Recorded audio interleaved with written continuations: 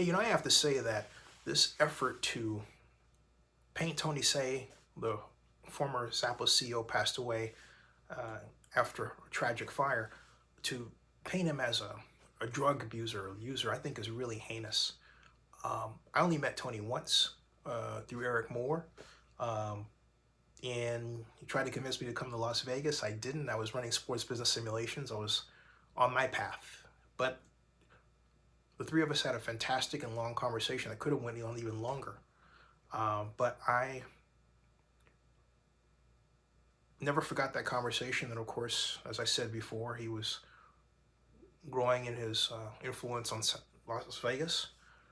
Didn't get a chance to go to his downtown event when he had, I believe it was on 2013, when they were moving headquarters and all that. He had this great CES-oriented press conference.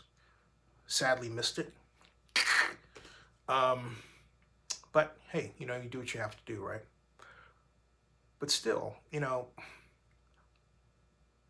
I think we need, what goes through my mind is, well, first of all,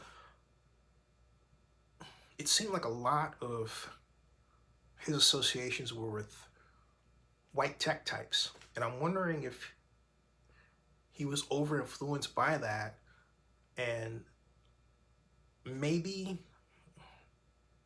he didn't, or maybe he eschewed his family moorings. His father is a great entrepreneur himself. And maybe he strayed too far away from his cultural leanings. Okay, and I'm not saying I know precisely what they are. I'm asking a question. And I'm asking because he's Asian. And there's this tendency to think about him absent that, which I think is insulting. It's like trying to look at my life without considering that I'm black or anybody else who's white and how they grew up, right? We all have an individual story, and we're influenced also by our ethnicities. There's nothing wrong with that.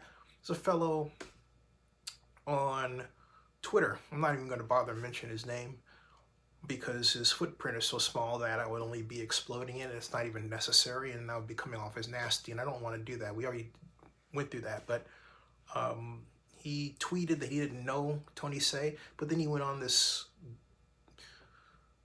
tweet storm about guessing about what happened to him, and I'm reading this and he's reading this, but he's not even thinking about what he's reading, right?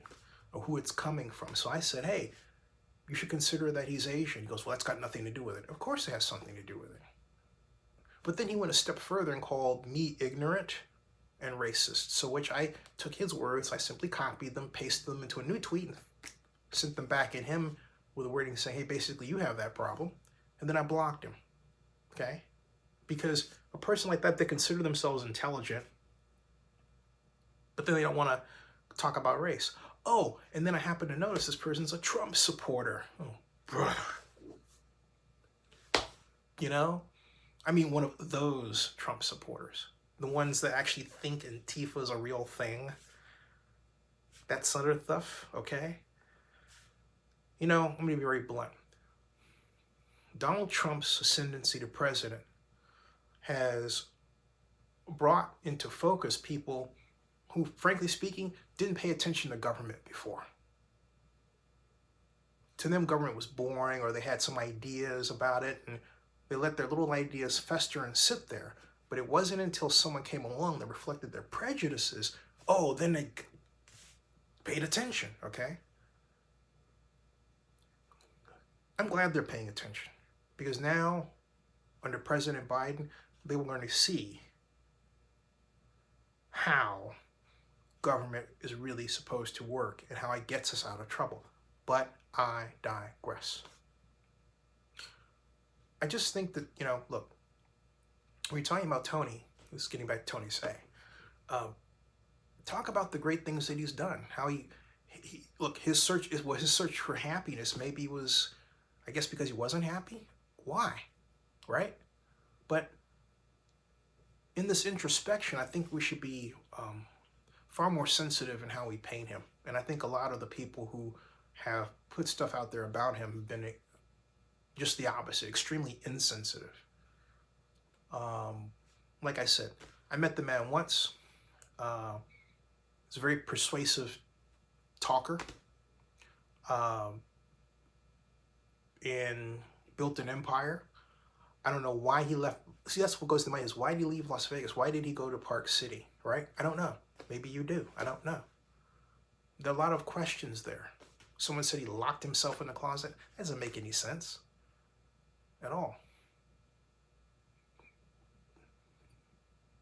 Ms. Brown isn't talking, I guess, which tells us a lot right there, right? There's a lot, I think, to know that could open the proper door into how we understand anyone who's Asian coming into a mostly white society in America.